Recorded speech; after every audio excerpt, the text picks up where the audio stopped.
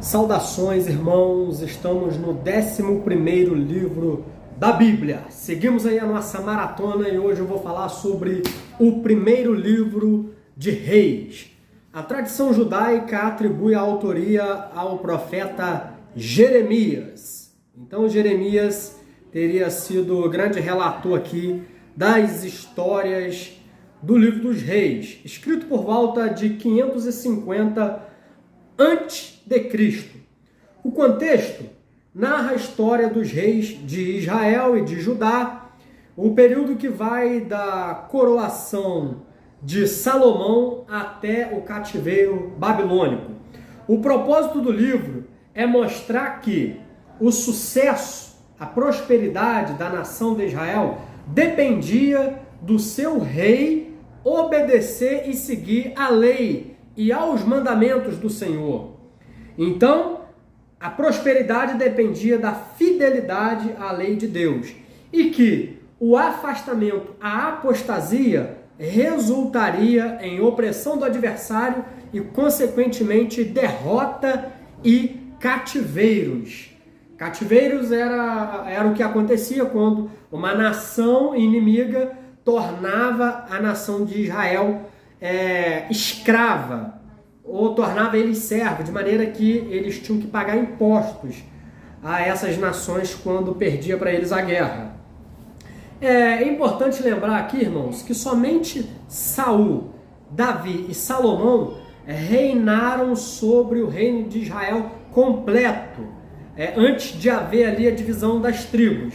E aqui é um período em que Davi já está velho, já está por volta dos 70 aos 80 anos, já está velhinho, e o capítulo 1 de 1 Reis relata que a trama para assumir o trono, a trama de quem assumiria o trono após Davi, e a gente vê que um dos seus filhos, chamado Adonias, ele usurpa para si essa glória.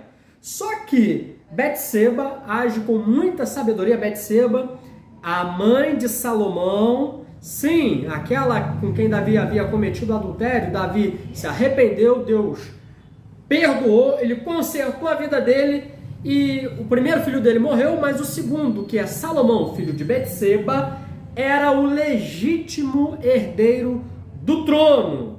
E Adonias tenta usurpar para si essa glória. Então o capítulo 1 mostra que essa trama e a sabedoria de Betseba, juntamente com o profeta Natã, de aconselhar Davi para que Davi possa coroar Salomão antes que ele morresse, porque o seu irmão Adonias estava ali, de olho no trono.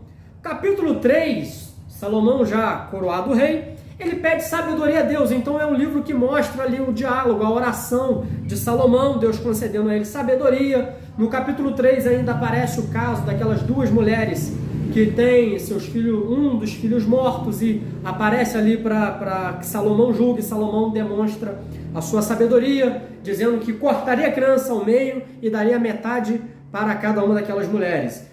E a mãe verdadeira não diz. A mãe verdadeira diz: não, pode ficar aí, deixa ela ficar com meu filho, que eu prefiro ele vivo do que ter só metade dele. E ali Salomão descobre quem era a verdadeira mãe. Também vemos a respeito da fama de Salomão. Salomão também vai ser aquele que vai construir o templo este que Davi que tinha o desejo de construir, só que Davi, por ser um homem de guerra, um cara que derramou muito sangue, Deus não permitiu. Salomão então vai construir o templo. Salomão vai receber a visita da rainha de Sabá. Sabá era uma região que ficava no sul da Arábia. A fama dele vai correr pelos 4 cantos da terra e a rainha vai ficar encantada com a sabedoria de Salomão. E Salomão, no capítulo 11 aqui do livro de 1 Reis, demonstra a queda dele, quando ele passa a levantar altares para outros deuses. E como sentença, o reino é dividido. Então agora o reino seria dividido, só que Deus não faria isso nos dias de Salomão, por amor a Davi. O livro é recheado de histórias espetaculares. No capítulo 17, por exemplo, surge o profeta Elias, num período em que a nação de Israel já está assim, afastada de Deus. O rei que está sobre Israel é Acabe, um rei idólatra, e Elias aparece dizendo que haverá seca. No capítulo 17, no capítulo 18, nós temos o grande confronto no Monte Carmelo, aonde o profeta Elias ele desafia os profetas de Baal, e no capítulo 19 temos a fuga de Elias, ainda no capítulo 18, né, quando Elias ora e desce fogo do céu, mostrando quem era o verdadeiro Deus. No capítulo 20 temos a vitória sobre o exército da Síria, sim, sobre o exército da Síria. Também ali, antes, no capítulo 19 ainda, Deus manda que Elias unja Eliseu a seu sucessor, e nós temos a história ali de Eliseu dando sequência ali ao ministério profético. No capítulo 11 nós temos a história de Acabe, ali tentando roubar, usurpar a vinha de Nabote, e o livro termina com o reinado de Josafá sobre Judá e Acabe ainda sendo rei de Israel. E interessante aqui, capítulo 22, verso 7, Josafá, antes de ir à guerra contra os inimigos, está escrito, Josafá dizendo: disse, porém, Josafá, não há aqui ainda algum profeta do Senhor para o consultarmos, demonstrando que Josafá era um rei temente a Deus. Moral do livro, moral da história do livro de 1 Reis.